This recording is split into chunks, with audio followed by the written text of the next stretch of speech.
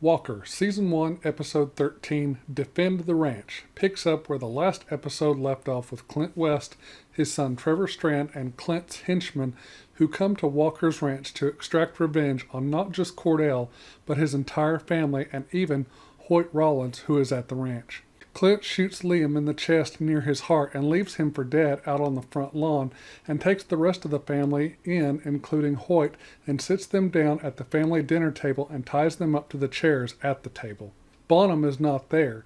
He is on his way back to the ranch from town. He has been to run some errands and to pick up a prescription at the pharmacy. As he gets to the ranch, he is down the road and stops a couple of hundred yards away from the house as he sees some strange vehicles parked at the house, and then he sees one of Clint's henchmen walking around armed. Bonham grabs his rifle out of his truck and runs into a wooded area, making his way up to the house so he won't be seen. He gets up to the house and sees a badly injured Liam laying on the ground. Liam is still alive, and Bonham grabs him up and gets him to the barn. He tries to get the bleeding stopped. He gives Liam something for the pain, which is part of the prescription that he picked up. Bonham calls Mickey Ramirez and tries to tell her what is going on, but as he starts to tell her what's happening, he sees Clint has Abilene with a gun pointed at her, and one of his henchmen is with Clint, and he takes the phone from Bonham. Then both Clint and his goon take him, Abilene, and the injured Liam back to the house. Clint has Trevor tie up Bonham to the chair, and he also reties up Abilene, and one of Clint's henchmen puts Liam in one of the back rooms of the house. At Ranger headquarters, Mickey Ramirez tells Captain James about the call she got from Bonham Walker. Captain James decides to call Cordell to see if everything is okay.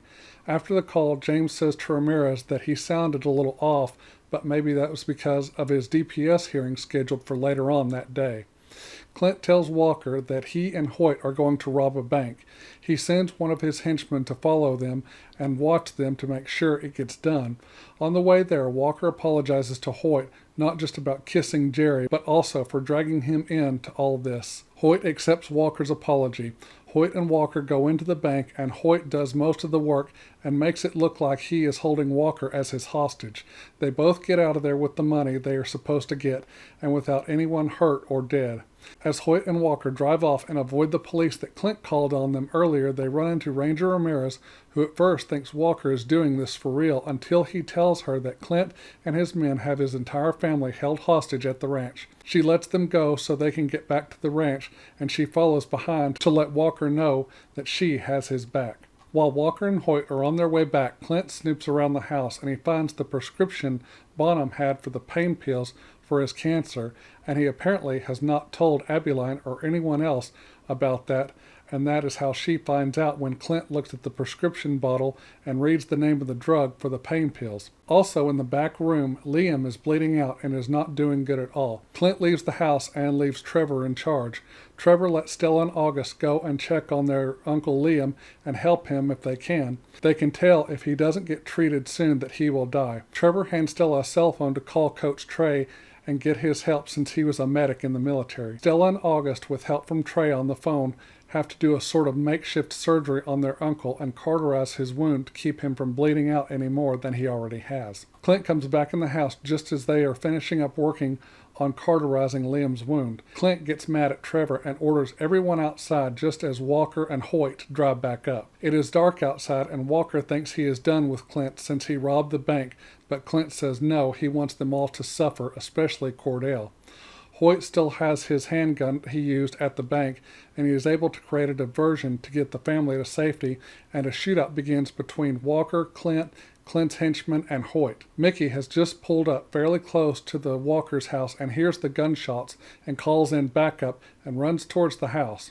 Clint's henchman gets shot and Stella runs over the other guy with the red Camaro.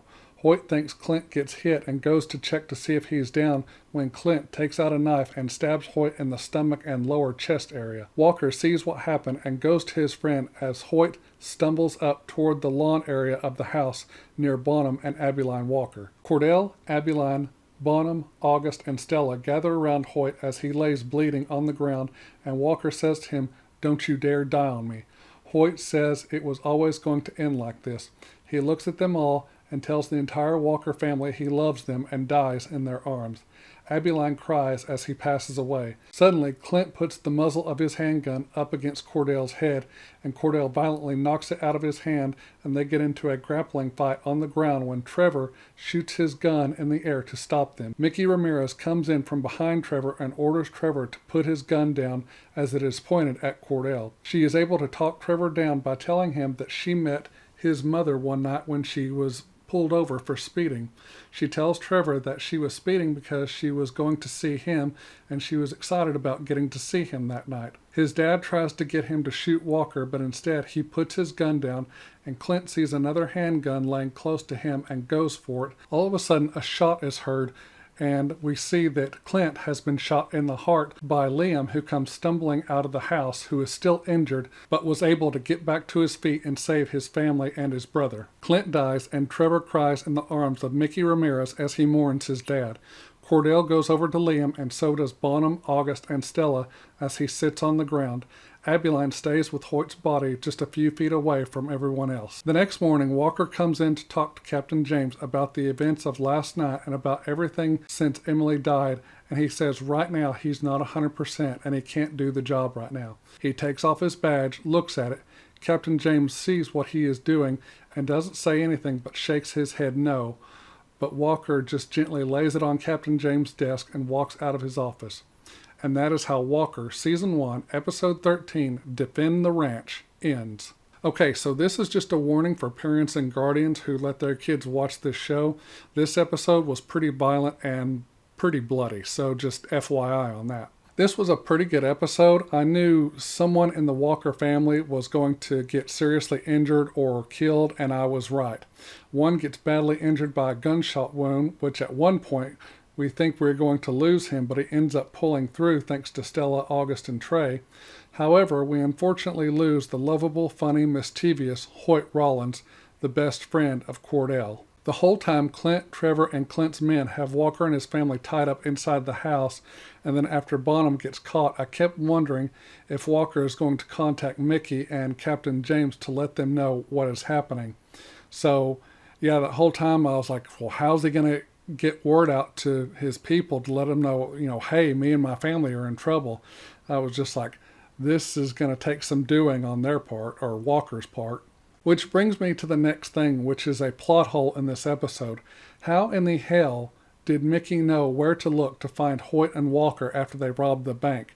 There is no way she could have known how to find them and where to find them unless she is like Professor Charles Xavier, psychic. I guess she went up to Westchester, New York to the Professor X's school and had him use his Cerebro machine, and that is how she found them.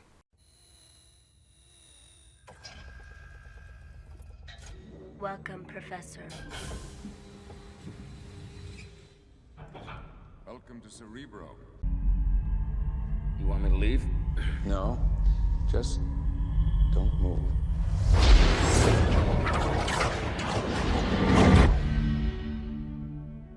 These lights represent every living person on the planet.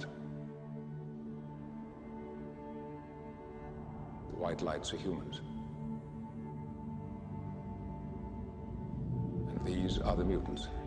I love how Trey was able to guide Stella and August through the procedure to save Liam. I know Walker comes on early during primetime TV hours and probably some kids watch the show, but I wish the director of this episode and the visual effects artist would have shown what they were actually doing, like what they do in medical primetime TV dramas like ER, Chicago Hope, Miami Medical, and Code Black.